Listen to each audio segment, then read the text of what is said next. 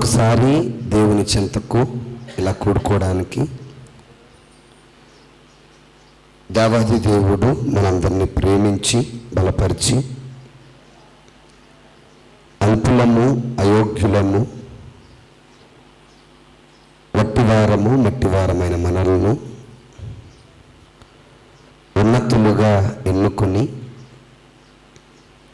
సజీవుల లెక్కలో మన ఆయుష్ను ఉంచి నిత్యము మనల్ని కాపాడుతున్న దేవునికి ముందుగా మొదటిగా ప్రత్యేకమైన వందనాలు నేను తెలియజేస్తున్నాను.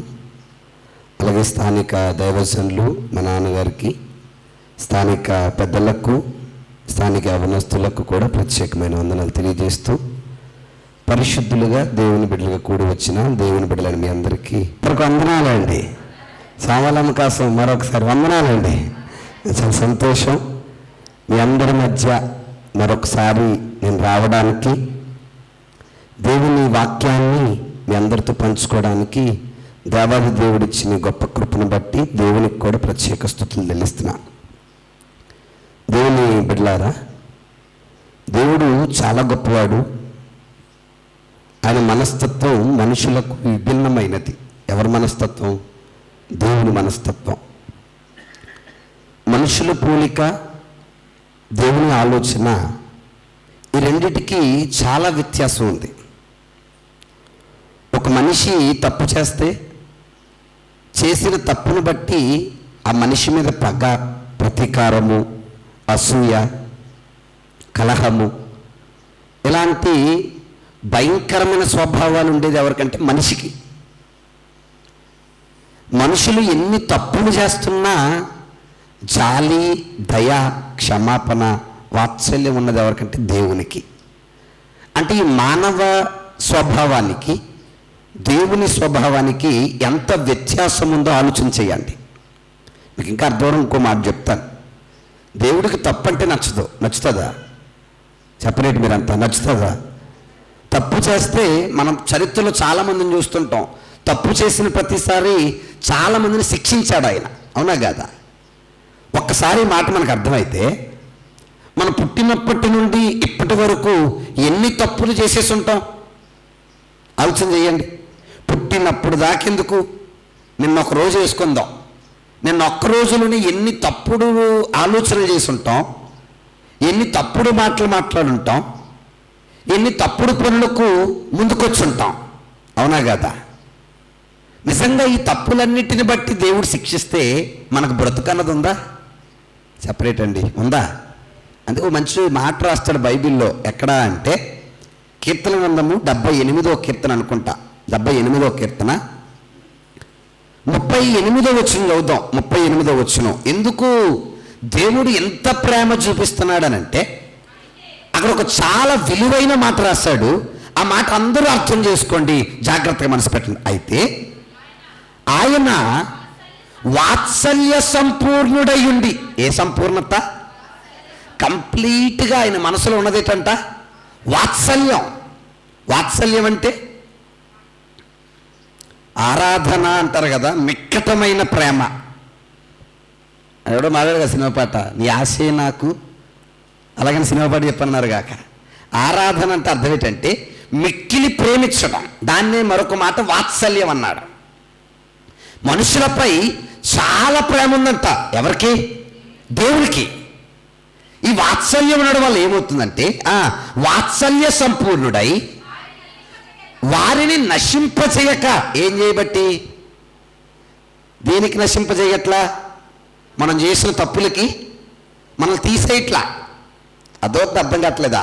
చాలామంది మనం అనుకుంటాం ఇంకా భూమి మీద బతుకున్నాం, తిరుగుతున్నాం, దర్జాగా ఉన్నాం, మేసం మెలేస్తున్నాం అంటే నేను నీతిమంతుడు అనుకుంటున్నాం. మనం భూమి మీద ఎవరికి వెళ్ళింది నాకుందంటే నా గొప్పతనం నేను తోపు అనుకుంటున్నాం. కానీ ఆయన అంటే నీ గొప్పతనం కాదురా బాబు. ఎవరి గొప్పతనం? నా గొప్పతనం. నాకున్న ప్రేమ వల్ల నేను ఇంకా ఏం చేయట్లేదు, నేను నశింపచేయక వారి దోషము పరిహరించువాడు. తన ఉగ్రత అంటే కోపం వస్తుందా? సెపరేట్ అండి. వస్తుందా? వస్తుంది. కోపం వస్తుందంటే వస్తుంది. తన కోపమును ఏమాత్రమును రేపు కొనక పలుమార్లు అణుచుకుంటున్నాడు. అంటే మా స్వీటీ తప్పు చేసింది అనుకోండి, దేవుడు అనుకుంటున్నాడు మా స్వీటీయే కదా, ఈసారి క్షమించేద్దాం అని ఎప్పటి నుంచి అనుకున్నారు? ఎప్పటి నుంచో. ఏముండబట్టి? ప్రేమ ఉండబట్టి.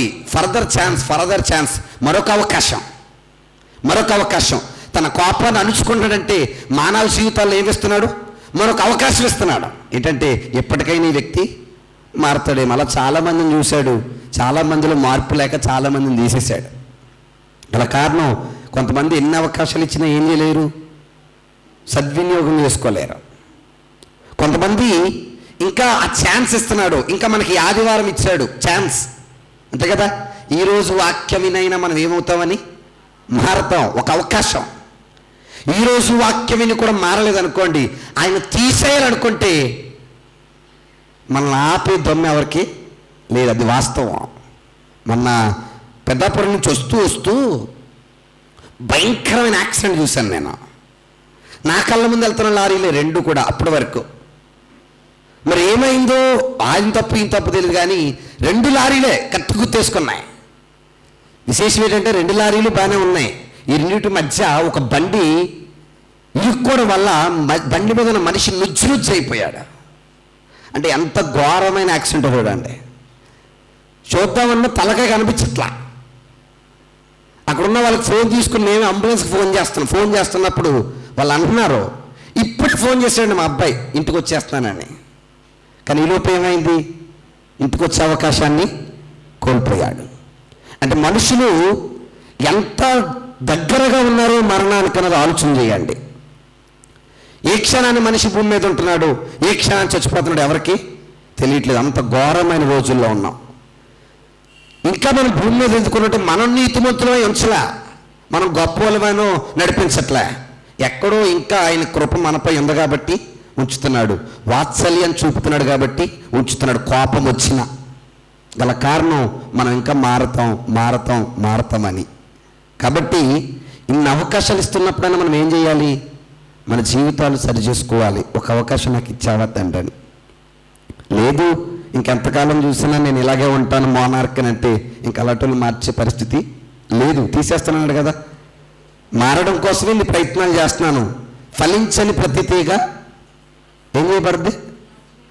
నరికి వేయబడుతుంది, కాల్చి వేయబడుతుంది, అగ్నిలో పడవేయబడుతుంది. గల కారణం దాంట్లో ఏం లేదు, ఫలింపు లేదు. ఫలిస్తేనే మన ప్రయోజనం ఎవరికి? దేవునికి. సో ఈ అవకాశాన్ని మరలా మనకి ఎందుకు ఇచ్చాడు ఈ ఆదివారం అంటే ఫలిస్తామేమో అన్న ఆశ ఈరోజైనా. కాబట్టి ఆయనలో ఎదగాలి అనే తపనతో వినాలి వాక్యాన్ని. అలా వినాలంటే ముందు మన స్ట్రాటజీ, మన స్థితి ఏంటో మనకు తెలియాలి. గొప్పోళ్ళం అయితే ఇక్కడ మనం కాదు, మాట్లాడుతున్న నేనైనా వింటున్న మీరైనా గొప్ప స్థితిగా అయితే ఇక్కడ కూర్చోలే, మన తప్పులు కడుక్కుందామనే కూర్చున్నాం. ఆ ఉద్దేశంతో మనం ఉన్నప్పుడే వాక్యం మనకి అని అర్థం అవుతుంది. కాబట్టి అలాంటి గొప్ప ఆలోచనతో మనందరం మనసు పెట్టగలిగితే ఈరోజు ఒక శ్రేష్టమైన సందర్భాన్ని, ఒక విలువైన పాఠాన్ని మీ మధ్య పెట్టి సమయాన్ని త్వరగా ముగించేస్తాను. దేవుడు భూమి మీద అత్యున్నతమైనదిగా ఏదైనా స్థాపించాడనంటే,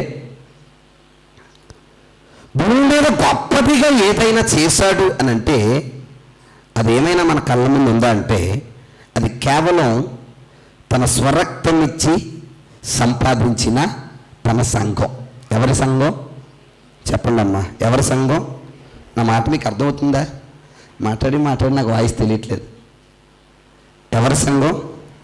దేవుని సంఘం. ఇంతకీ ఏంటా దేవుని సంఘం? వెంకయ్య గారు, దేవుని సంఘాన్ని ఎప్పుడైనా చూసారా? అంత కోపంగా చూస్తున్నారు నా వైపు. దేవుని సంఘాన్ని ఎప్పుడైనా చూసారా? చాలా పెద్ద ప్రశ్న వేశాను కదా. ఇది ప్రోగ్రాం అవుతుంది కదా, మీలో ఎవరు కోటీశ్వరుల్లో 10 లక్షల ప్రశ్న వేసినట్టే అందరూ ఆలోచిస్తున్నారు. ఇప్పుడు ఆడియన్స్ పోలు ఏమైనా కావాలా? చెప్పరేటి? సూర్యరావు గారు చెప్తారు. సూర్యరావు గారు, దేవుని సంఘాన్ని ఎప్పుడైనా చూసారా? మరి నోరులు రాగా చెప్పడానికే ఇదేంటిది? అవునా? ఎలాగుందంటే మీ పరిస్థితి, బాబోయ్ ఎక్కడుంది ఇది అన్నట్టు ఒక షాకింగ్లోకి వెళ్ళిపోయారు. మనం అందరం ఎవరు? సంఘం. ఎవరి సంఘం? దేవుని సంఘం లేదా క్రీస్తు సంఘం. దేవుడు స్వరక్తం ఇచ్చి సంపాదించింది ఇది. ఏది? సంఘం. మీరు బాగా బాగా ఆలోచన చేయండి. ఈ సంఘాన్ని స్థాపించడానికి ఆయన ఇచ్చిన పెట్టుబడి ఏంటంటే రక్తం. ఏంటది? రక్తం. నేను అడుగుతున్నాను, ఒక మనిషి విలువైన దానిని పెట్టుబడి పెట్టాడంటే పెట్టుబడి పెట్టబడింది కూడా ఏంటి? అది కూడా విలువైనదనే అర్థం. అంతేనా కదా? అనా కదా? మీలో చాలామంది రకరకాల ఆటలకి పెట్టుబడులు పెడుతుంటారు. ఒకరు పొలం మీద పెడుతుంటారు, ఇంకొకరు ఏదో చేను అంటారు, లేకపోతే స్థలం అంటారు, బంగారం అంటారు. అడుగుతాం పెట్టే ముందు పెట్టుబడి, బా పెట్టమంటావా అని నాకు బా ఏమంటాడు? బలిటుడు బా పెడితే లాభమే. అవునా కదా? అంటే ఏం ఎక్స్పెక్ట్ చేసి పెడతాం? పెట్టుబడి లాభాన్ని. దేవుడు కూడా రక్తాన్ని పెట్టుబడిగా పెట్టాడంట. దేనికి? సంఘానికి. మరి ఆయన కూడా ఏమీ ఆశించకుండా పెట్టాడా? ఆలోచన చేయండి మీరంతా. తన రక్తాన్ని పెట్టుబడిగా పెట్టిన దేవుడు సంఘం నుంచి ఏమీ ఆశించకుండా పెట్టాడా అని మనం అనుకుంటే, సంఘం నుంచి ఒక ఆశ కోరుతున్నాడు ఆయన. ఎవరు? దేవుడు. ఏంటది అనంటే ఎఫెసీయులకు రాసిన పత్రిక 3వ అధ్యాయం. అందరూ తీయండి. నా మాట బాగా అర్థం చేసుకోండి. మీకు అర్థమవుతుందో లేదో నాకు తెలియట్లేదు. అర్థం చేసుకోండి. అర్థం కాకపోయినా అర్థం చేసుకోండి, ప్రయత్నించండి. ఎఫెసీయులకు రాసిన పత్రిక 3వ అధ్యాయం ఆఖరి వచనాన్ని ఒక్కసారి జాగ్రత్తగా అందరూ కూడా చాలా జాగ్రత్తగా. ఈరోజు కంగారేం లేదు. నేను అరగంట లేటండి, గంట లేటండి.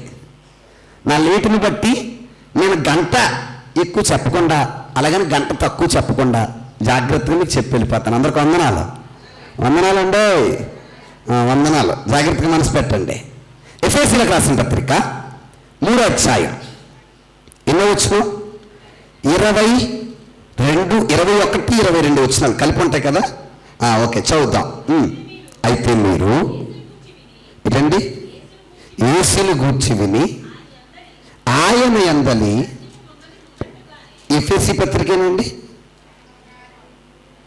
20, 21 వచనాలు. మనలో కార్యసాధకమైన తన శక్తి చొప్పున అడుగువాటన్నిటికంటేను ఊహించువాటన్నిటికంటేను అత్యధికముగా చేయగల దేవుడు క్రీస్తు యేసు మూలముగా సంఘములో ఎక్కడ సంఘములో తరతరములు సదాకాలము మహిమ కావాలి అని కోరుకుంటున్నాడు. ఎవరో? దేవుడు. ఎక్కడ అంటే ఇప్పుడు సంఘం వలన దేవునికి ఏం కలగాలి? మహిమ. మరొక మాట చెప్పాలంటే ఘనత. మహిమకు మరొక భాష ఏంటి? ఘనత. అంటే సంఘం వల్ల దేవునికి లాభం ఏంటంటే ఈ సంఘాన్ని బట్టి ఆయనకి ఏం కలగాలి? ఘనత. ఎవరికి? అందరూ చెప్పండి మీరు. ఎవరికి? దేవునికి. ఇప్పుడు మీ అందరినీ మాట, సంఘము వల్ల ఘనత కలగాలంటే సంఘం ఎలాగుండాలి? అది ఘనమైనదిగా ఉండాలి. అంతేనా? అంతే కదా? సంఘము వల్ల ఘనత కలగాలంటే సంఘం ఎలా ఉండాలి? ఘనమైనదిగా, ఆయనకి నచ్చేదిగా, ఆయన మెచ్చేదిగా ఉండాలి. అప్పుడే ఎవరికి ఘనత? అంతేగాని మన ఇష్టానుసారంగా తిరిగినప్పుడు, ఆడినప్పుడు, మనం ఎంత ఎదవేషాలు వేసినప్పుడు దేవుడు ఏమనుకుంటా, నా పిల్లలు చూడు ఎంత చక్కగా గోళీలు ఆడుతున్నారు అనుకుంటాడా? అనుకోడు. మన ఇష్టానుసారమైన ప్రవర్తన చూస్తే నా పిల్లలు చూడు నా మాట ఎంత బాగా వినట్లేదు అని ముడిచిపోతారు కదా? ముడిచిపోతాడా? పిల్లలు ఎప్పుడు ఇష్టపడతారు తండ్రి? మార్తన్ గారు, పిల్లలు ఎప్పుడు ఇష్టపడతారు తండ్రి? ఆయనకు పేరు తెచ్చినప్పుడే. అంతే కదా? పేరు తేన్న పిల్లల్ని చూసి ఎప్పుడు బాధే. ఎవరికి? తండ్రికి. వీడి వల్ల నాకు ఏంటంటే బాబు, వీడి వల్ల ఉన్న పేరంతా పోతుంది, కష్టపడి కన్నాను, ఈయన అనవసరంగా కన్నానేమో అంటుంటాడు. ఏంటే ఈ కొడుకు వల్ల ఏం లేదు? పేరు లేదు. అదే పేరు తెచ్చే కొడుకున్నాడు, ఎక్కడికి వెళ్ళి ఇదిగోండి మా అబ్బాయే, మా అబ్బాయి ఏం చేస్తాడో, మా అబ్బాయి డాక్టరు, లేదా మా అబ్బాయి ఇంజనీర్, మా అబ్బాయి ఫలానా అని ఎంత గొప్ప చెప్పుకుంటామంటే కొడుకు వల్ల తండ్రికి ఏమొస్తుంది? ఘనత. ఒక సాధారణమైన తండ్రే కన్న కొడుకు నుంచి ఘనత ఎక్స్పెక్ట్ చేస్తే, మనందరినీ కన్నా ఆత్మీయ తండ్రి మన నుంచి ఘనత కోరుకోవడం ఏం తప్పంటారా? తప్పేమీ కాదు. ఇప్పుడు ఘనత ఇవ్వాలంటే సంఘం ఎలా ఉండాలి? ఘనమైనదిగా ఉండాలి. ఇప్పుడు మీ అందరికీ భయంకరమైన ప్రశ్న ఏంటంటే, మీరు బాగా తెలివైన వాళ్ళు కాబట్టి, సంఘం ఘనమైనదిగా ఉండాలంటే ఏం చేయాలి?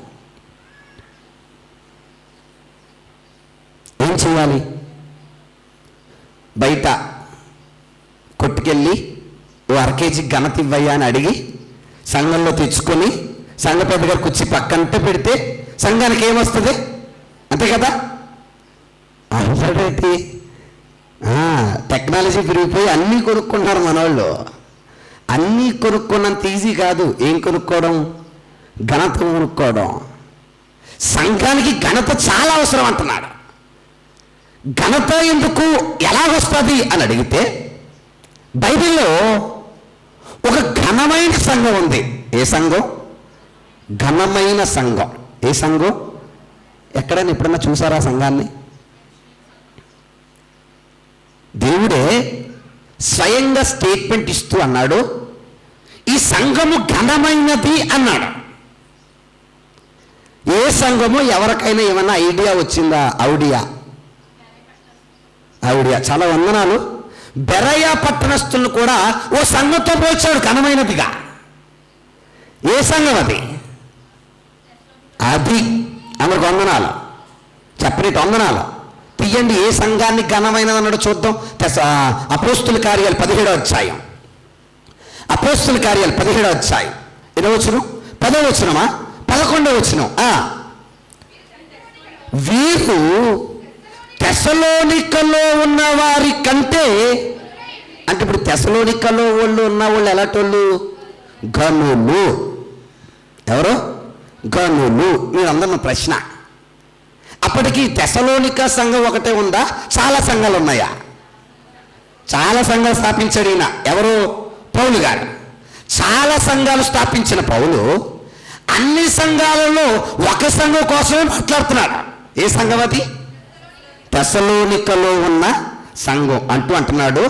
ఈ తెసలోనికలో ఉన్న సంఘం అంట ఎలాంటిది? గనులు అంటే ఘనమైనది. ఏది చెప్పండి? ఏది? తెసలోనికలో ఉన్న సంఘం. నాకు ఈ మాట చదివినప్పుడు చాలా విషయాలు అర్థం కాలేదు. ఈ బెరయ పట్టణాన్ని కూడా ఈ తెసలోనికతో పోలుస్తున్నాడు. పోల్చాడంటే ఈ తెసలోనికలో మంచి ఉందనా చెడుందనా? ఏముందని? మంచి ఉందని. నేను అంటానండి, తెసలోనికా సంఘంలో దేవుడికి కనిపించిన ఘనత ఏమై ఉంటుందంటారు? సీతమ్మ గారు, తెసలోనికా సంఘంలో ఆ దేవునికి కనిపించిన ఘనత ఏమై ఉంటుందంటారు అండి? ఆసక్తి అని మనం అన్నాం, మంచిదే. కానీ ఈ మాట మీద నేను అబ్జర్వ్ చేసినప్పుడు, పరిశీలన చేసినప్పుడు అండి, చాలా ఆశ్చర్యం వేసింది నాకు. ఆశ్చర్యమే. మనకండి సంఘంగా కూడుకుంటున్నాం కానీ ఈ సంఘపు విలువ తెలియలే మనకి. ఎలాగంటే బాధపడకండి. సంఘం విలువ అంటే రావడం, కూర్చోవడం, వినడం, పోవడం కాదండి. సంఘానికి కొన్ని విలువలు ఉన్నాయా లేదా? ఉన్నాయి. ఆ విలువలను కాపాడవలసిన బాధ్యత ఎవరు తెలుసా? పాస్టర్ గారిది, సంఘ పెద్ద గారిది, యవనస్తుల్లో కాదు. ఎవరిది? ఇక్కడ కూర్చున్న ప్రతి ఒక్కరిది. ఏ విలువ కాపాడాల్సిన బాధ్యత? సంఘ విలువ కాపాడవలసిన బాధ్యత. ఈ మాటలన్నీ మనకు అర్థమైతేనే కానీ సంఘం గొప్పతనం ఏంటో మనకి తెలియదు. మీరు బాగా ఆలోచన చేయండి. తెసలోనిక సంఘాన్ని అంటున్నాడు చాలా ఘనమైనది అంటున్నాడు. ఎలాంటిది? ఘనమైనది. ఏ సంఘం? తెసలోనిక సంఘం. తెసలోనిక సంఘం ఘనమైన సంఘముగా ఎందుకు కనబడింది? అసలు ఆయన కనబడిన ఘనతేటి? తెసలోనిక సంఘంలో ఏ విషయాన్ని చూసి ఇది గనులు అని తేల్చాడు? ఈరోజు ఇవన్నీ మనం ఆలోచన చేయగలిగితే, ఆ ఘనత ఏంటో మనకు అర్థమైతే మనం కూడా ఏమవుతాం? గనులమవుతాం. ఏమవుతాం? గనులమవుతాం. అప్పుడు మన ద్వారా దేవునికి ఏం వెళ్తుంది? ఘనత వెళ్తుంది. ఇప్పుడు ఘనత వెళ్ళాలంటే గనులు అవ్వాలి. గనులు అవ్వాలంటే ముందు ఈ సంఘంలో ఉన్న ఘనత ఏంటో మనకి తెలియాలి. అది తెలియాలంటే మనం కాస్తంత వెనక్కి వెళ్ళాలి. ఎక్కడికి? గుడి వెనక్కి. అవునా కాదా? ఏ వెనక్కి? చరిత్రలోకి.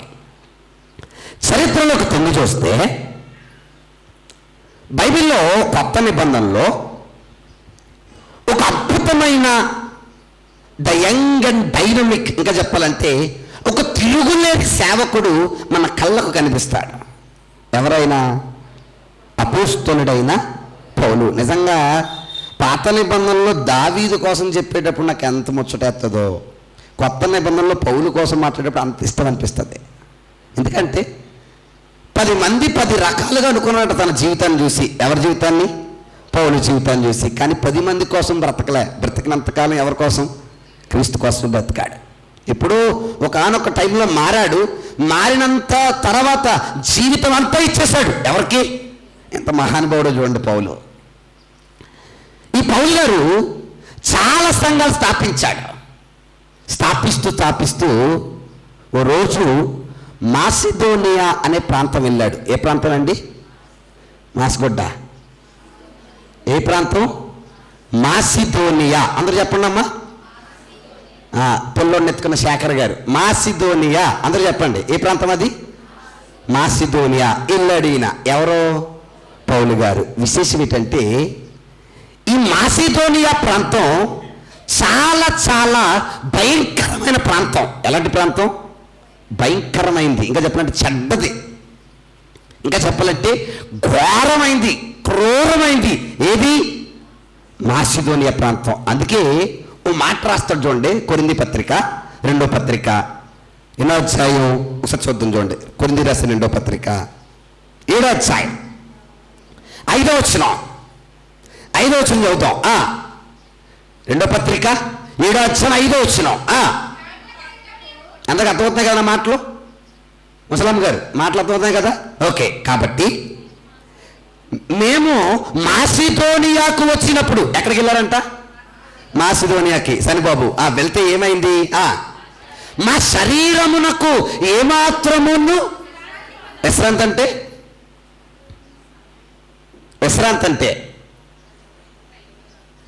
అంటే రెస్ట్ లేదు. ఇంకా చెప్పాలి, మన భాషలో నెమ్మది లేదు. మనం అంటుంటాం కదా, మన భాషలో చెప్పాలంటారు సుఖం లేదురా. ఏం లేదు? సుఖం లేకపోవడం అర్థం ఏంటి? సుఖం లేకపోవడం అర్థం ఏంటి?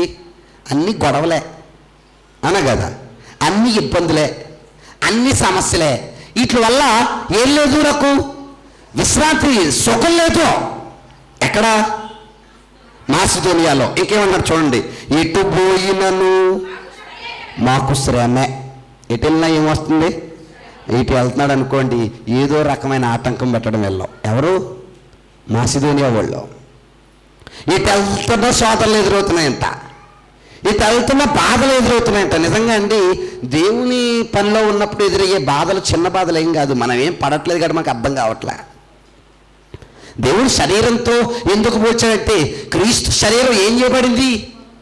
శ్రమ పెట్టబడింది. సంఘము శరీరం అయితే సంఘము కూడా ఏం చేయబడాలి? శ్రమ పెట్టబడాలి. రూల్ అది. శ్రమలు వస్తున్నాయని అనకూడదు మనం. ఆ శరీరంలో ఉన్న ఈయన నాకు ఎట్టెళ్ళినా ఏమి ఎదురవుతున్నాయి?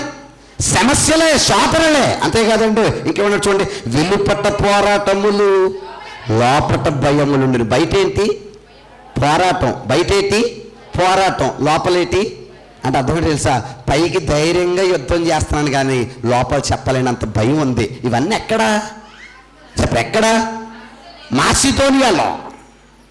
మాసిదోనియా అనే ప్రాంతంలో ఈయన ఎక్స్పీరియన్స్ ఎంత ఘోరంగా ఉందో చూడండి. సోమలమ్మ గారు, ఈ మాసిదోనియాకు వచ్చాను కానీ సుఖమే లేదు. బయటేమో పోరాటాలు, లోపలేమో భయాలు. ఎటెళ్ళినా ఏదో ఒక శోధన, ఏదో ఒక చెడ్డ పని, ఏదో ఒక సమస్య. ఎక్కడ? మాసిదోనియా. నిజంగానండి, చరిత్రలో కూడా వీళ్ళు చూస్తున్నప్పుడు అండి చాలా చాలా కురుడెళ్ళాం. మీ అందరికీ తెలుసు కాబట్టి వివరించను కానీ ఓ సందర్భం కూడా జ్ఞాపకం చేస్తాను మీకు. అపొస్తలుల కార్యాల్లో పౌలు మాసిదోనియా ప్రాంతానికి వెళ్ళినప్పుడు అక్కడ వాక్యం చెప్తాడు. ఈయన ఎవరో పౌలు. విశేషం ఏంటంటే అక్కడ అప్పటికి ఒక ఆవిడ చక్కగా మంచి అట్టంగా కూర్చొని సోది చెప్పుకుంటుందంట. ఏం చెప్తుంది? సోది అంటే తెలుసమ్మా మీకు? చూసారు ఎప్పుడన్నా? ఆనపకాయ డొప్పొట్టు వేసుకొని సోది చెప్తానే సోద్దానా అంటూ వస్తుంది మన దగ్గరికి, అవునా కాదా? అదే విశేషం ఏంటో ఆవిడ అన్ని తిట్లు తీసుకొచ్చి, అమ్మాయి ఎవరుదా నాకు చెప్పు, ఏమేసి? మనం బియ్యం వేసి డబ్బులేసి, మీ ఆయన ఎక్కడికి వెళ్ళాడో తెలిసే సోద్దానా అనగా నిజంగానే, అవునా కదా? అనుమానం పడిపోతాం. అప్పుడు అర్థమైపోద్ది ఆవిడ అన్నది నిజమే అని. ఇండైరెక్ట్గా బాగానే ఉంటుంది సోద్దానా అని, మనమే నమ్మట్లేదు, అవునా కాదా? ఈ సోది చెప్పడం అనేది అప్పట్లో పెద్ద వ్యాపారం. ఆ మాసిదోనియాలో మెయిన్ బిజినెస్ ఏంటంటే ఈ సోది చెప్పడమే. ఏం చెప్పడం? సోది చెప్పడమే. ఒక ఆవిడకి అదే పని అంట. ఈలోపు మన మాస్టర్ అక్కడికి వెళ్ళారు. ఎవరైనా? పౌలు గారు. విశేషం ఏముంది? ఇంకా ఈయన వెళ్తే ఆటోమేటిక్గా ఏం చెప్తాడు? ఎవరు తిట్టినా కొట్టినా చెయ్యన్నా తూ అన్నా ఈయనకున్న ఒకటే అలవాటు, చెప్పి వచ్చేస్తాడు. మహానుభావుడు. ఎంత గొప్ప క్యారెక్టర్ అండి అయింది. ఎదుటోడు ఏదో అనుకున్నాడని ఆగే టైపు కాదు. ఎవరేమన్నా నిస్వార్థంగా పోతాడో, పని చేస్తాడో, పని చేసి మళ్ళీ అక్కడి నుంచి బయలుదేరి వచ్చేస్తాడు. ఈయన ఎప్పుడైతే వాక్యం చెప్పాడో జనాలందరూ కూడా ఈయన వైపు వచ్చేసారు. ఎవరి వైపు? పౌలు గారి వైపు. అంటే ఆటోమేటిక్గా ఆవిడ బిజినెస్ ఏమైపోయింది? పడిపోయింది, లాసుల్లోకి వెళ్ళిపోయింది. ఎవరిది? సోది చెప్పేవాడిది. నన్ను ఏమన్నా ఎడుతున్నారా మీరు? ఎవరిది? సోది చెప్పేవాడిది. పడిపోతే వాళ్ళందరూ కలిసి వీళ్ళపై భయంకరమైన కక్ష పన్నేశారు. ఎవరి మీద? పౌలు మీద. కక్ష పన్ని ఏం చేస్తున్నారు చూద్దాం. దీని అందరూ కూడా అపోస్తలుల కార్యాలు 16వ అధ్యాయం. అపోస్తలుల కార్యాలు 16వ అధ్యాయం. రండి శేఖర్ గారు. రాయపాకల శేఖర్ గారు వచ్చారు. ఆ లై గారికి ఏమో మిక్సర్ ఇట్టారు, నాకేమో మిక్సర్ ఇట్టపోయారు. ఏరి పట్టుకెళ్ళి పెట్టండి. ఆయన కేబుల్ కోసం వచ్చారు. 16వ అధ్యాయం తీసారా? తీస్తే 19 వచ్చిన చూద్దాం. చూడండి 19 వచ్చిన. ఎవరి యజమానులు? ఒకసారి 16 వచ్చిన చదవండి. 16. మేము ప్రార్థనా స్థలము వెళ్ళుచుండగా పుతోను అను దెయ్యము పట్టినదై సోదే చెప్పుట చేత. ఏం చెప్తుంది మేడం? సోదే అంటే మంచి సోది చెప్పాడు అనమాట ఇవిడి. న్యాయంగా నిజం చెప్పాలంటే జనాలు అలాంటివి ఎక్కువ నమ్ముతున్నారు. అయ్యగారు వాక్యం చెప్తున్నారు అనుకోండి, ఎవరో రారు. టీవీలోకి యాడ్ ఇస్తాడు. మీరు శుద్ర శక్తులతో పీడించబడుతున్నారా శేఖర్ గారు? అవునా కదా? మీ ఇంట్లో ఎటు చూసినా సమస్యలు వస్తున్నాయా బొల్లాడి శేఖర్ గారు? మీకు తెలియకుండానే చాలా మార్పులు వస్తున్నాయా బొర్రా శేఖర్ గారు? అవునా కదా? ఇలా అనేటప్పటికి నిజమే కదమ్మా, ఇంట్లో ఎన్ని ఉన్నాయంటే మమ్మల్ని కూడా ఏం పట్టుకుంది? శుద్రశక్తే పట్టుకుంది అనుకుంటున్నాం మనం. శుద్రశక్తి, అవునా కదా? మొన్న ఒక అయ్యగారు, ఒక ఆయనండి నన్ను చూసి తట్టుకోలేక శాతపడి చేసేసాడని అంటుంది. ఏ బడి? నీకు బడికి వెళ్ళడం ఎడితే శాతపడి అర్థమై ఉందని అనిపించింది నాకు. అర్థం కాలేదా? ఈ చేతబళ్ళు ఇవన్నీ మా పిచ్చి. వాస్తవికమైన దేవుడు. అలాగంటే కొంతమంది అంటారు దేవుడు ఉన్నాడు నిజమైతే దెయ్యం కూడా నిజమేనండి అంటున్నారు కదా. దెయ్యం లేదని నేను అంటలే. ఆ దెయ్యం నువ్వు అనుకుంటున్న శుద్రశక్తి, చేతబడి, సోది, లేకపోతే చెల్లంగి ఇవి కాదు. అవేంటంటే దేవునికి ఆపోజిట్ అయిన కొన్ని పనులు జరుగుతున్నాయి. మనలో ఉన్న చెడే దెయ్యమేంటి, అంతకుమించి ఏం చెప్తాం? అంతే కదా? దెయ్యం ఎక్కడో. మనం దెయ్యాన్ని ఎక్స్ప్లెయిన్ చేయమంటే ఏం చెప్తామంటే అందుకే మనం కూడా డ్రామాలు వేసినప్పుడు దెయ్యాన్ని ఎలా చూపిస్తాం? యేసుబాబు గారు నల్ల డ్రెస్ వేస్తాం. దేనికి? పాపం తెల్ల డ్రెస్ వేసుకోకూడదు, దెయ్యం. నల్ల డ్రెస్ వేస్తాం, ఎంత కూరలేస్తాం, అవునా కదా? ఇలా పెద్ద భయంకరం, అంత దారుణంగా ఉంటుంది. ఏంటది? దెయ్యం. దెయ్యం అందంగా వచ్చిందనుకోండి, దెయ్యం అనుకుని ఎవరు నమ్మరు. అందుకే సినిమాల్లో కూడా మొఖానికి బూడిద రాసేసి కళ్ళు పిల్లి కళ్ళులా కళ్ళు పెట్టేసి ఇవన్నీ చేస్తాయి. అంటే దెయ్యం అంటే భయం ఉంటేనే కొద్ది గొప్ప రెస్పెక్ట్. దేనికి? దెయ్యానికి. అర్థం కాలేదా?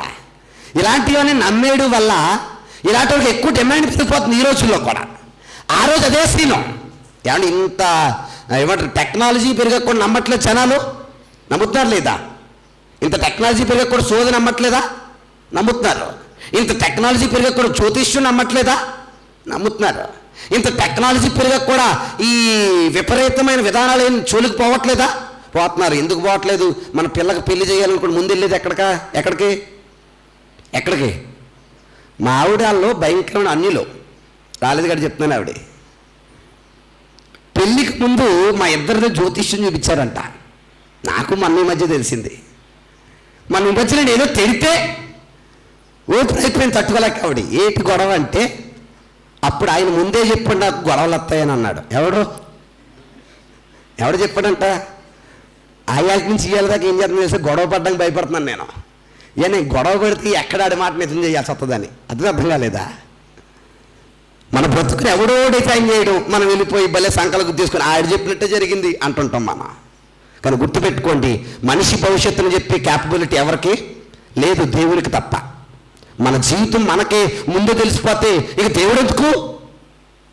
కాబట్టి ఇలాంటి చెత్తని చాలామంది నమ్ముతున్నారు. సరే, ఇక్కడున్న వాళ్ళు అదే బ్యాచ్. ఏ బ్యాచ్? నమ్మే బ్యాచ్. అయితే ఇప్పుడు ఏమైంది? వీళ్ళు వెళ్ళి అది పాడు చేశారు. 19వ వచనం, ఆమె యజమానులు తమ లాభ సాధనము ఏం పోయింది? ఇన్కమ్ పోయింది. ఎవరు రావడం వల్ల? పౌలు గారు రావడం వల్ల. అంటే వీళ్ళు చెప్పిన వాక్యం వల్ల వాళ్ళకి లాభం దొరికిపోయింది. ఇవన్నీ చూస్తున్నారు. వీళ్ళకి ఎలాగుందంటే, అయ్యి బాబాయ్ చాలామంది అందులోకి వెళ్ళిపోతారు, వాళ్ళకి చాలా డబ్బులు వచ్చేస్తున్నాయని ఫీల్ అవుతున్నారు వీళ్ళు. ఎవరు? హైందవులు. అందుకని ఇప్పుడు చాలా కష్టాలు పెడుతున్నారు క్రైస్తవుల్ని. ఈ మాట మీకు అర్థమైతే ఇప్పుడు లాభం పోయింది వీళ్ళకి. జనమంతా వీళ్ళు పక్క వచ్చారు. ఎవరి పక్కే? పౌలు గారి పక్కే. అందుకని ఏం చేస్తున్నారు చూడండి వాళ్ళు. పోయేనని చూచి పౌలును శీలను పట్టుకొని గ్రామపు చావడిలోనికి అధికారుల యొద్దకు. అబ్బబ్బబ్బబ్బా, ఏం చెప్పారని సోమలమ్మ గారు? ఏం చెప్పారని? వాక్యం చెప్పారని చేసిన పని ఏంటి? ఈడ్చుకుపోయారు. ఈడ్చుకెళ్ళడం అంటే ఎలాగా? తలుపు కొట్టి మే కమిన్ అని తలుపు తీసి ఎక్స్క్యూజ్ మీ కొంచెం, అదేనా అడగడం? ఈడ్చుకెళ్ళడం అర్థం ఏంటి? చొక్కా పట్టుకొని లాక్కెళ్ళడం. ఎంత ఘోరమైన శిక్ష చూడండి వాళ్ళకి. ఏ పని చేశారు అంటే దేవుని పనిలో ఎదురయ్యే కష్టాలు చూడండి. ఈడ్చుకుపోయి అంతటి న్యాయాధిపతుల యొద్దకు వారిని తీసుకువచ్చి, ఈ మనుషులు యూదులై ఉండి రోమీయులమైన మనము అంగీకరించుటకైనను చేయుటకైనను కూడని ఆచారములు ప్రచురించుచు మన పట్టణము గలిబిలి చేస్తాను. ఎందుకు? ఏ పట్టణంలో గొడవంతా? ఏ పట్టణంలో? మర్చిపోకూడదు మీరు ఆ విషయాన్ని. ఏ పట్టణంలో? మాసిదోనియా పట్టణంలో. మీ అందరికీ డౌట్ ఉంది, ఏ పట్టణం కోసం మాట్లాడడం స్టార్టింగ్లో?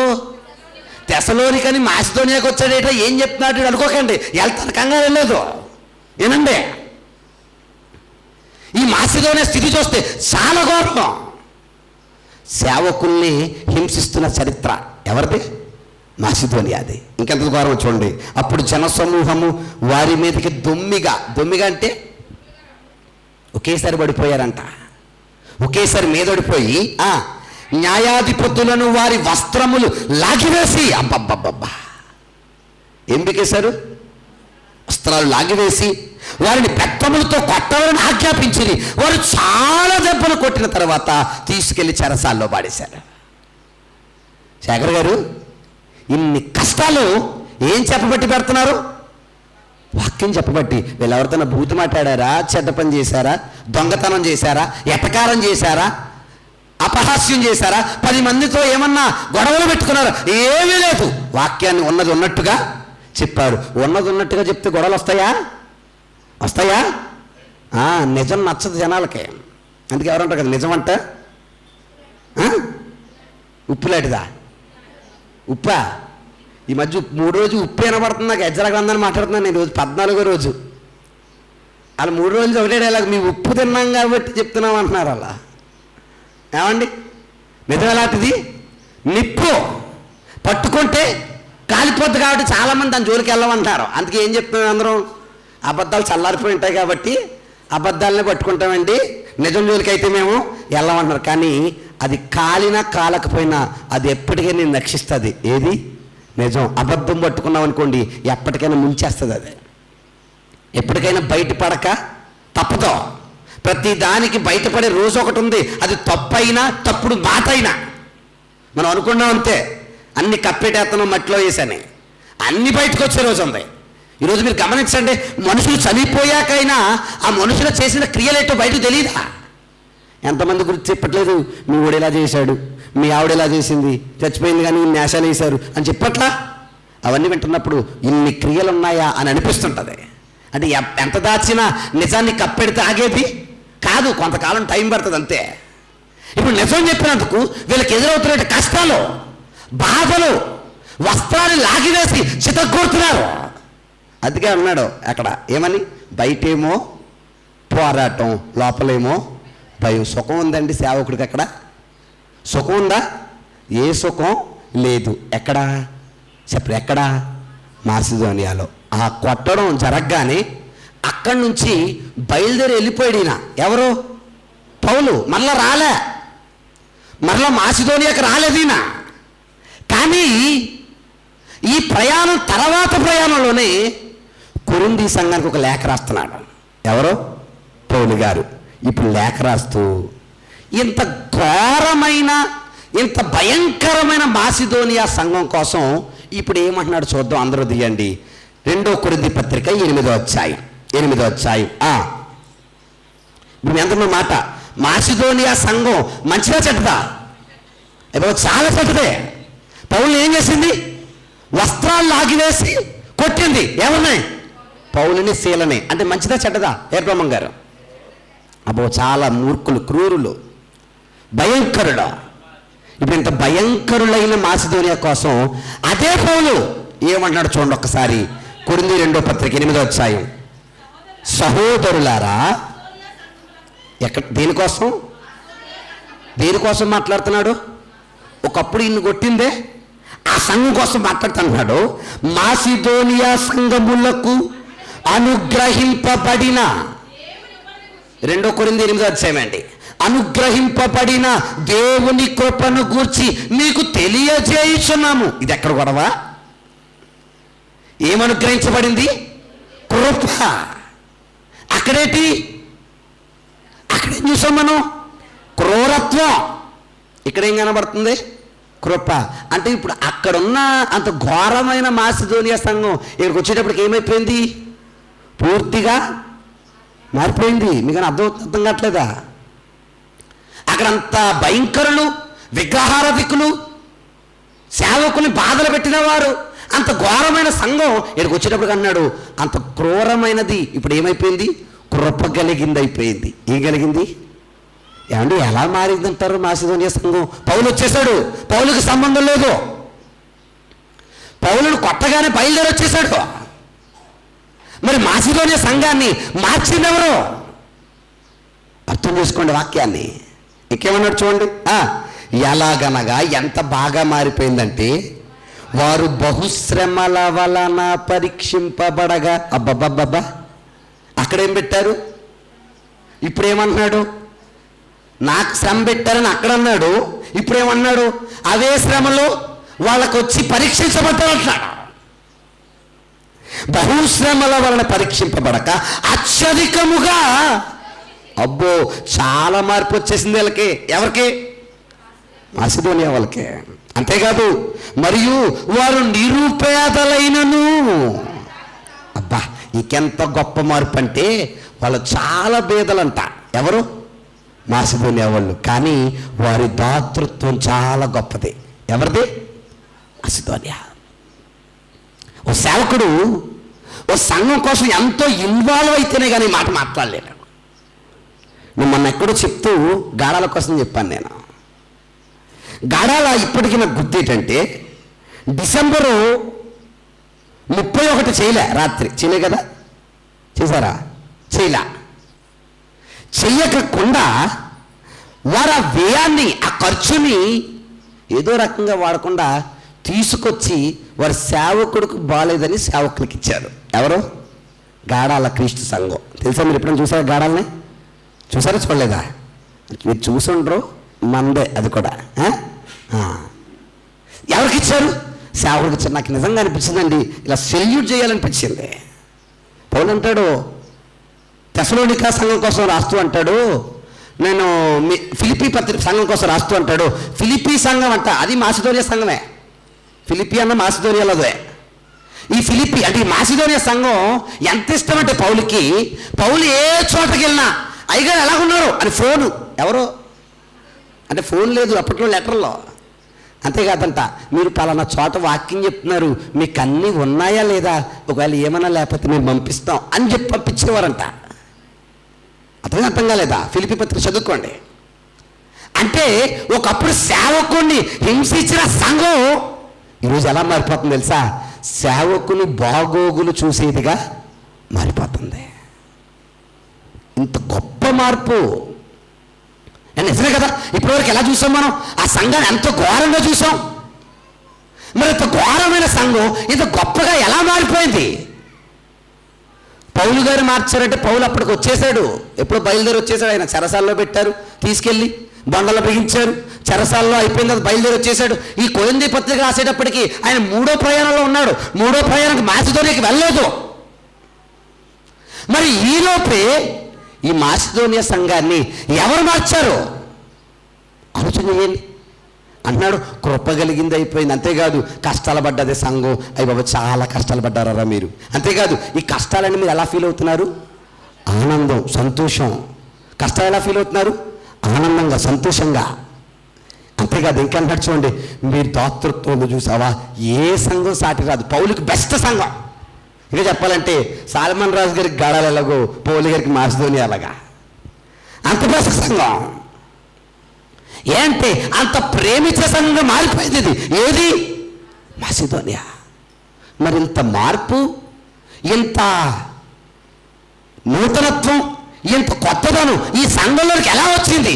ఎవరు మార్చారు అని ఆలోచిస్తే బైబిల్లో ఒక అద్భుతమైన సత్యం కనబడిందండి నాకు.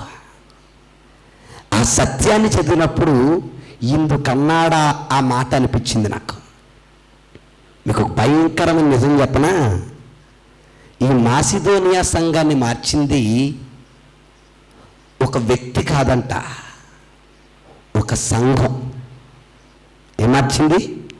ఒక సంఘం. ఏ సంఘం చూస్తారా? తీయండి అందరూ కూడా. తెస్సలోనికలకు రాసిన మొదటి పత్రిక 1వ అధ్యాయం. తెస్సలోనికలకు రాసిన మొదటి పత్రిక 1వ అధ్యాయం 8వ వచనం 7వ వచనం. కాబట్టి మాసిదోనియాలోను అక్కయ్యలోను విశ్వాసులందరికీ మీరు మాదిరయ్యారు. ఎవరు? తెస్సలోనిక సంఘం ఏం చూపించిందంట? మాదిరి. అది మాసిదోనియా సంఘం మారడానికి మాదిరి ఎవరు? తెస్సలోనికలో ఉన్న క్రీస్తు సంఘం. అంటే ఓ సంఘం మరొక సంఘాన్ని మార్చేసిందా సూర్యప్రకాష్ గారు? ఎస్. అంటే సంఘానికి మరొక సంఘాన్ని మార్చే శక్తి ఉందా? ఖచ్చితంగా. ఇప్పుడు మీ అందరిని ప్రశ్న, ఏం చెప్పి మార్చిందంటారు? సూర్యబాబు గారు, వెనకాల ఉన్న సూర్యబాబు గారు, గుడెల్లి సూర్యబాబు గారు, పిల్ల తండ్రి అయిన సూర్యబాబు గారు. ఓ సంఘం మరో సంఘాన్ని ఏం చేసింది? మార్చేసింది. ఏం చెప్పి మార్చిందంటారు? అది అర్థమైతే ఎందుకు తెస్సలోనిక సంఘం ఘనమైందో మనకు అర్థమైపోద్ది. ఏం చెప్పిందో చూస్తారా? ఇప్పుడు దీని అందరూ కూడా అదే తెస్సలోనిక పత్రిక 4వ అధ్యాయం. టైం అయిపోతుంది, గబగబ చూడండి. 4వ అధ్యాయం తీసారా? 8వ వచనం 9వ వచనం. సహోదర ప్రేమ. అయ్యి బాబాయ్ పెద్ద పదమే రాస్తాడు. ఏ ప్రేమ? మనకు శానా ప్రేమ తెలుసు, కానీ ఈ ప్రేమ కొంచెం పరిచయం లేదు మనకి. ఏ ప్రేమ అంటే అది? సహోదర ప్రేమ గూర్చి మీకు రాయనక్కరలేదు. అంటే ఉందనా లేదనా? ఇలాగ అక్కర్లేదు అన్నాడంటే ఉందనా లేదనా? లేకపోతే రాత్రుడు కదా అద్దు అన్నాడంటే అబ్బో మీ దగ్గర చాలా ఉంది. ఏ ప్రేమ అంటే మీ సంఘంలో ఏముంది? మీ తెస్సలోనిక సంఘంలో ఏముంది? సహోదర ప్రేమ. కాబట్టి దానికోసం మీకు రాయనక్కర్లేదు. కాబట్టి మీరు ఒకరినొక్కడు ప్రేమించుట చేత దేవుని చేతనే ఏర్పరచబడితే అలాగుననే. ఎలాగు 9లో చెప్పాడు కదా. ఏ ప్రేమ? సహోదర ప్రేమ ద్వారా మాసిదోనియా అందంతటున్న సహోదరులందరినీ అంటే ఏం చూపించి మార్చారండి వాళ్ళు? ఏం చూపించి మార్చారు? ప్రేమ. అంత క్రూరమైన, అంత భయంకరమైన, సేవకుడి సైతం హింసించిన మాసిదోనియా సంఘం అంత కృప కలిగిందా మారడానికి గల కారణం ఎవరు? తెసలోనికా సంఘం చూపించిన ప్రేమ. మరి ఇప్పుడు చెప్పండి, ఈ తెసలోనికా సంఘం ఘనమైనది కాదా? ఘనమైనది కాదా? ఖచ్చితంగా. ఇంతకీ ఈ సంఘంలో ఉన్న ఘనత ఏంటి చెప్పండి? ముగిచ్చేసాను, ఇంక బుర్ర తిన్నాం. ఈ సంఘములో ఉన్న ఘనత ఏంటి? సహోదర ప్రేమ. సహోదర ప్రేమ అంటే ఏటో సూర్యకళ గారు చెప్తారు మనకి. సహోదర ప్రేమ అంటే ఏంటి? సోమలమ్మ గారు. ఎందుకు వాళ్ళని అడుగుతున్నానంటే, నిజంగా ఈ పెద్దోళ్ళందరినీ చూస్తున్నప్పుడు అండి చాలా ముచ్చటేస్తుంటుంది. వాళ్ళు ఎప్పటి నుంచి సంఘంలో ఉన్నారు? అవునా కదా? ఒకరి గురించి ఒకరికి ఎన్ని తెలిసి ఉండొచ్చు, కానీ అప్పటి నుంచి ఇప్పటి వరకు కంటిన్యూ అవుతున్నారంటే ఒకరినొకరు ఏం చేసుకుంటున్నారు? వాళ్ళు ప్రేమించుకుంటున్నారు. అదే ఈ ప్రేమ. ఐ లవ్ యూ ప్రేమ కాదండో, సహోదర ప్రేమ. ఏ ప్రేమ? సహోదర ప్రేమ. ఏ ప్రేమ అంత గొప్పదా అంటే చాలా గొప్పదే. దానికి చాలా గొప్ప గొప్ప లక్షణాలు ఉన్నాయి ప్రేమకి. సహోదర ప్రేమకి చాలా గొప్ప లక్షణాలు ఉన్నాయి. కొన్ని రామపత్రికలు అనుకుంటే 12వ అధ్యాయంలో సంఘం కోసం మాట్లాడుతూ ఈ సంఘానికి కూడా అక్కడ అదే సంబోధిస్తాడు. ఏమని చూడండి ఒకసారి, వచ్చేద్దాం, అయిపోయింది. రామపత్రిక 12వ అధ్యాయం, రోమిలి రాసిన పత్రిక 12వ అధ్యాయం 8వ వచనం 3వ వచనం. ఈ మాట అందరూ అండర్లైన్ చేసుకోండి, సంఘ క్రమం అని రాసుకోండి. 3వ వచనం, తన్ను తాను ఎంచుకోదగిన కంటే ఎక్కువగా ఎంచుకొనగా దేవునిని ఒకనికి విభజించి ఇచ్చిన విశ్వాస పరిమాణ ప్రకారము తాను స్వస్థబుద్ధి గలవాడొగుటకై తగిన రీతిగా తను ఎంచుకొనవలెనని నాకు అనుగ్రహింపబడిన ఉన్న కృపను బట్టి మీలో ప్రతివానిని చెప్పుచున్నాను. ఒక్క శరీరము మనకు అనేక అవయవములై ఉండినను ఈ అవయవములన్నీ ఒకటే. పోయిన వారమో పై వారమో చెప్పాను మీకు. శరీరాలెన్ని? ఒకటే. అవయవాలెన్ని? చాలా ఉన్నాయి. కానీ నిన్న అవయవాలను ఏమని పిలవాలి? ఎన్నని పిలవాలి? గాడాలను ఇప్పుడు 2 అనాలా 1 అనాలా? 1 అనాలా 2 అనాలా? 1 అనాలా 2 అనాలా? 1 అనాలంటే అందరూ ఎలా ఉండాలి? ఒక్కటిగా ఉండాలి. అలా ఉండాలంటే ఏ ప్రేమ ఉండాలి? అందుకే చూడండి, కింద ఏమన్నట్టు 9వ వచనం, ఇలా ఉండడానికి మీ ప్రేమ నిష్కాపక్షమైనదై ఉండవలేను. చెడ్డ దానిని సహించుకొని మంచి దానిని హత్తుకొనిడి. చెడ్డది లేదనట్లా, చెడు లేదనట్లా. చెడునేం చేయి? సహించు అంటే అర్థమేంటి? క్షమించు అని, అంతే కదా? సహించు అంటే అర్థమేంటి? క్షమించు. ఏంది? దేన్ని? చెడు లేదన్నాడు అక్కడ, అనలేదు. సహించు అంటే అర్థమేంటి? చెడు కూడా ఉంది. ఎందులో? సంఘంలో. కానీ నువ్వేం చేయాలంటే, ప్రేమ కనుక నిలబెట్టుకోవాలంటే చెడును సహించి మంచిని హత్తుకో. నిజంగా ఒక్కసారి ఆలోచన చేయండి, సంఘాల్లో ఈ రోజుల్లో సహోదర ప్రేమ అనేది ఉంటుందా? మన సహోదరులే బ్రదర్స్. ఎవరు? మన సహోదరులే. కానీ మన ఎదురుగుండా మన సహోదరుడు వచ్చినప్పుడు, ఇప్పుడు అక్క పేరు ఏం పేరు మర్చిపోయాను నేను, లలితక్క నా సహోదరే. లలితక్క నా కళ్ళ ముందు వచ్చేస్తాను అనుకుని, మంచి చీర కట్టుకొని, నా కళ్ళకి ఎన్ని గుర్తొచ్చేస్తాను అనుకున్నాను సోమలమ్మ గారు. బెస్ట్ ప్రైజ్లో బాగా పని అవుతుంది వీళ్ళకి అంటనన్నా. ఎక్కడింది ఇచ్చేస్తున్నాడో? ఇవన్నీ ఏముండబట్టి మాట్లాడుతున్నాను? సహోదర ప్రేమ ఉండబట్టి ఇన్ని మాటలు నేను నా సహోదరిని మాట్లాడుతున్నాను. అంతేనా కదా? సామెతలు అనుకుంటే ఒక మాట రాస్తాడు చూడండి, ఇది ఇలాగే ఉంచిన వేయకండి. సామెతలు 2 ఒకసారి. ప్రేమ ఉంటే ఏం చేస్తాడో రాస్తున్నాడు చూడండి, ఒకసారి తీయండి అందరు కూడా. ప్రేమ ఉంటే ఏం చేస్తాడో రాస్తున్నాడు చూడండి, తీయండి చూడండి. ఒక 10 నిమిషాలే, కంగారేం లేదు. అవసరం కాబట్టి ఇవన్నీ చెప్తున్నాను. నేను అవసరం కాబట్టి కొన్ని పాఠాలు మీతో మాట్లాడుతున్నాను. ఏమండి చూద్దాం, చూడండి. ఏమండి ఏం చెప్పాను? సామెతల గ్రంథం తీస్తే 17వ అధ్యాయం 9వ వచనం. ఇప్పుడు అందరూ అడుగుతున్నాను, సంఘంలో ఏం పెరగాలి? సమలంలో అబ్బా భలే చెప్పారు. ఏం పెరగాలి? సంఘంలో పెరగాలి. ఏమవ్వాలి? పెరగాలి. ఇప్పుడు ఏం చేయాలి పెరగాలంటే? 17వ వచనం 9వ వచనం. వృద్ధంటే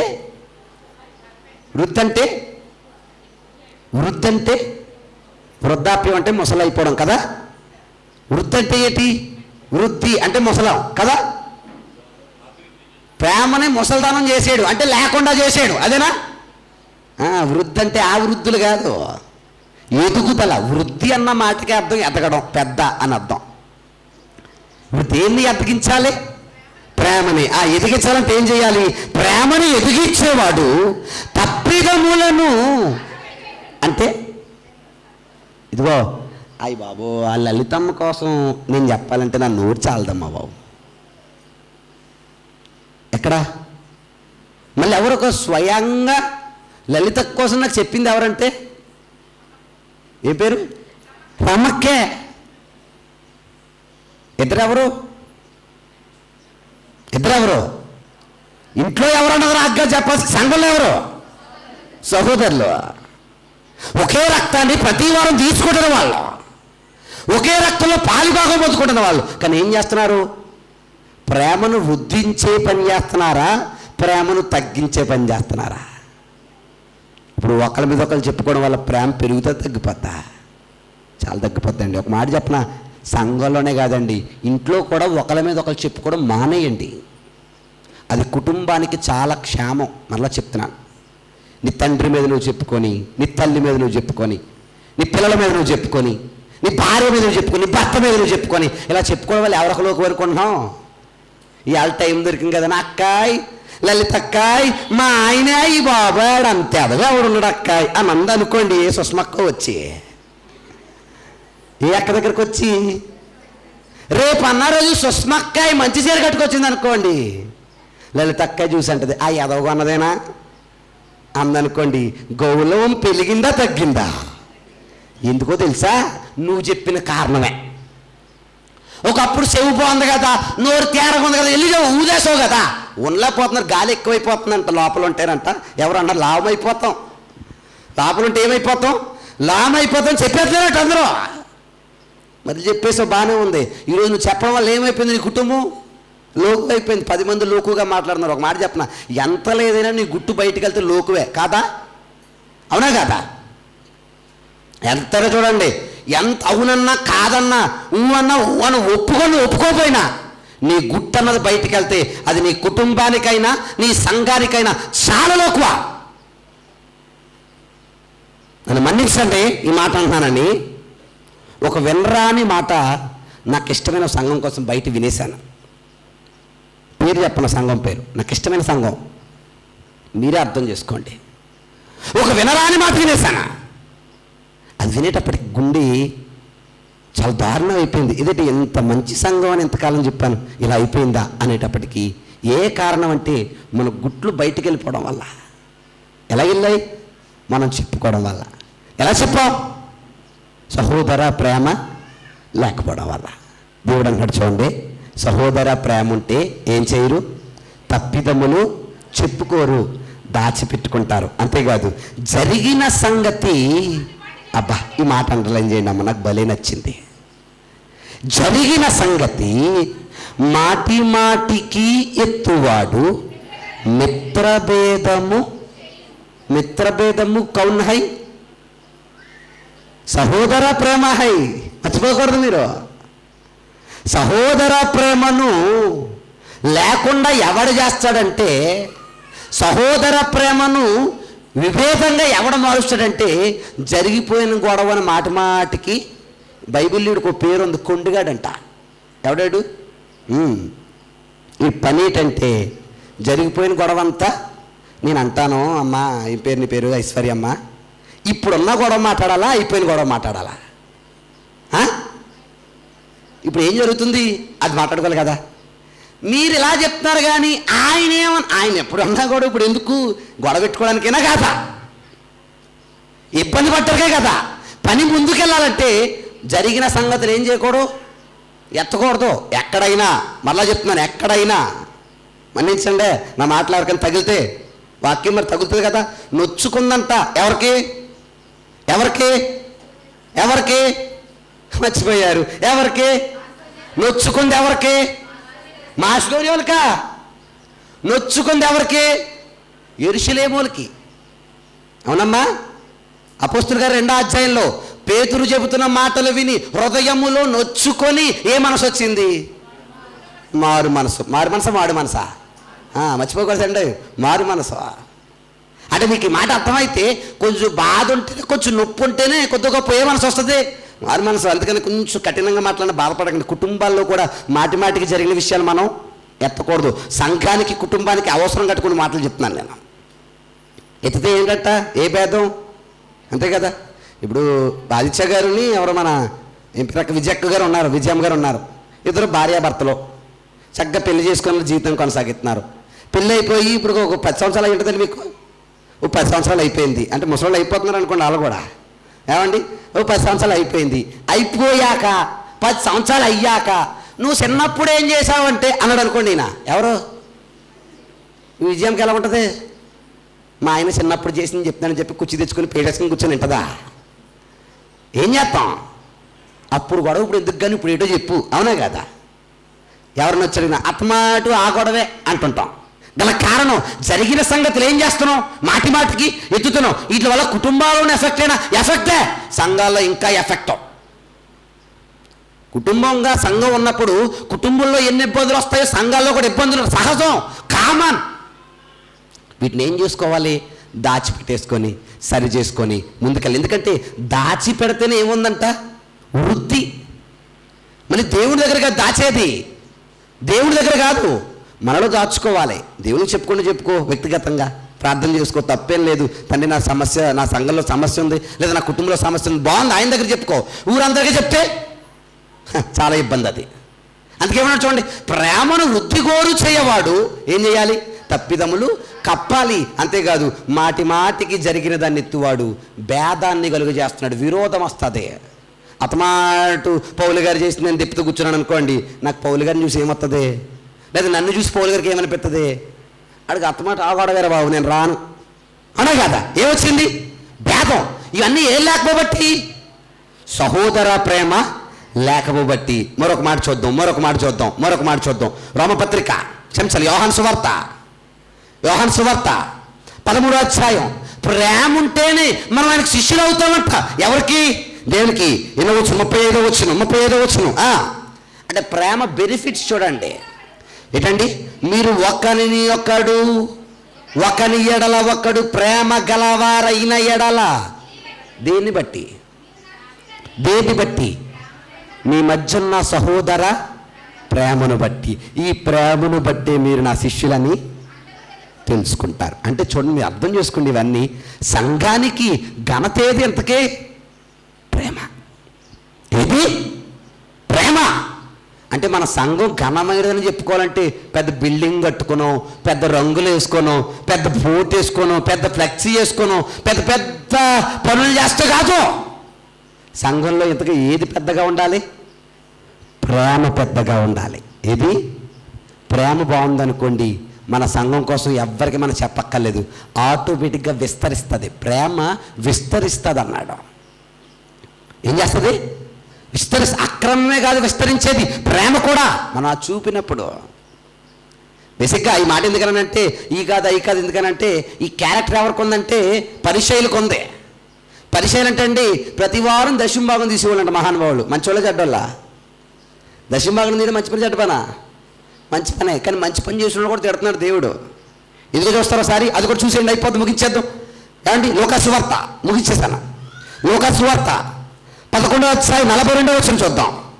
11:42 లోకాసువార్త 11:42. అయ్యో అయ్యో బాధ లేకపోతే సంతోషమా? నూకరత్నం గారు అయ్యో అని ఎప్పుడంటాం? భరించలేని బాధ వచ్చినప్పుడు. అంత బాధ ఎందుకు వచ్చింది యేసయ్యకి? అంత బాధ ఎందుకు వచ్చింది యేసయ్యకి చెప్తా చూడండి. అయ్యో పరిసయ్యులారా, ఏంటండి మీరు పుదీనా, కొత్తిమీరి, కరివేపాకు అని చదవకండి. మీరు పుదీనాలోను ఏంటండి ఏంటండి ఏం చదువుతున్నారండి? లోక సువార్త 11:42. నేను చెప్తున్నానండి కొంచెం 42. అయ్యో పరిసయ్యులారా, మీరు పుదీనా, సదాపు మొదలైన ప్రతి కూరలోనూ 10వ వంతు చెల్లించుచున్నారు. మంచిలో చెడ్డోళ్ళ ఏమండి? సంఘానికి వస్తున్నారంట, మందిరానికి వెళ్తున్నారంట, దశమ భాగం కూడా టైం టు టైము తీసేస్తున్నారంట, అయ్యగారికి ఇచ్చి ప్రార్థన చేసుకున్నారంట. మంచోళ్ళ చెడ్డోళ్ళ?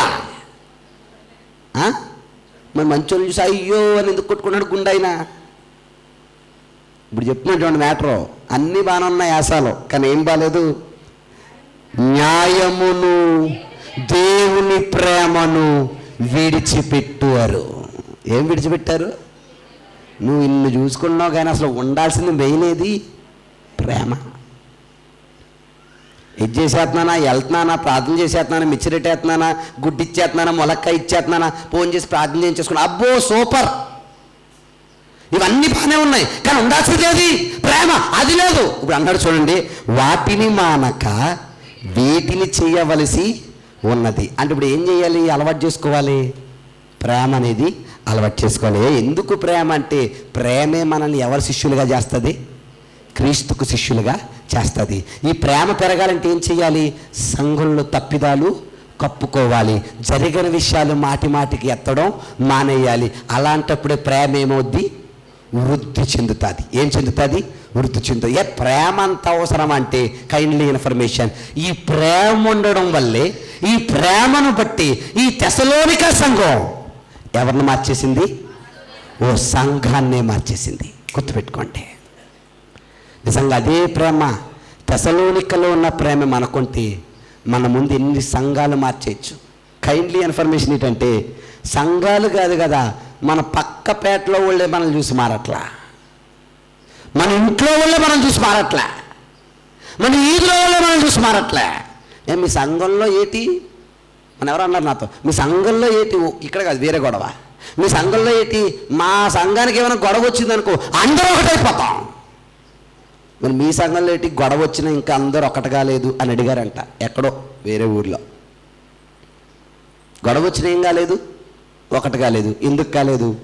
ఎక్కడో ఏదో లోపం ఉంది. మనం లోపాన్ని ఎత్తి పుట్టకూడదు, లోపాన్ని ఏం చేసుకోవాలి? సరి చేసుకోవాలి. దీంతో ప్రేమతో. ఆ ప్రేమ గొప్పతనం మనకు అర్థమైతే, ఇప్పుడు ఈ ప్రేమ ఉన్నందుకే తెసలోనిక సంఘాన్ని ఏమన్నాడు? ఘనమైనది అన్నాడా? అన్నాడా? తెసలోనిక సంఘం కోసం దేవుడిచ్చిన స్టేట్మెంట్ ఘనమైనది. ఇదే ప్రేమ గాఢాల్లో ఉంటే రానున్న రోజుల్లో వస్తాడు, మరలా వస్తాడు. ఆయన వచ్చినప్పుడు గాఢాలను చూసేవాడు తెలుసా? గాఢాల సంఘం ఘనమైనది. ఏముండబట్టి? ప్రేమ ఉండబట్టి. అలాంటి ఘనమైన ప్రేమ, అలాంటి ఉన్నతమైన సహోదర ప్రేమ మనలో, మన సంఘములో ఎల్లప్పుడూ బలపరిచి నడిపించునుగాక. ఆమేన్. శ్రద్ధగా మీ అందరికీ నా 2 చేతుల నుంచి వందనాలు తెలియజేసుకుంటున్నాను. వినుకుడిలో దేవుడి మాటలు దీవించి ఆశీర్వదించి మనల్ని, మన కుటుంబాలను బలపరచునుగాక. ఆమేన్. అందరికీ వందనాలండి. God bless you. God be with you.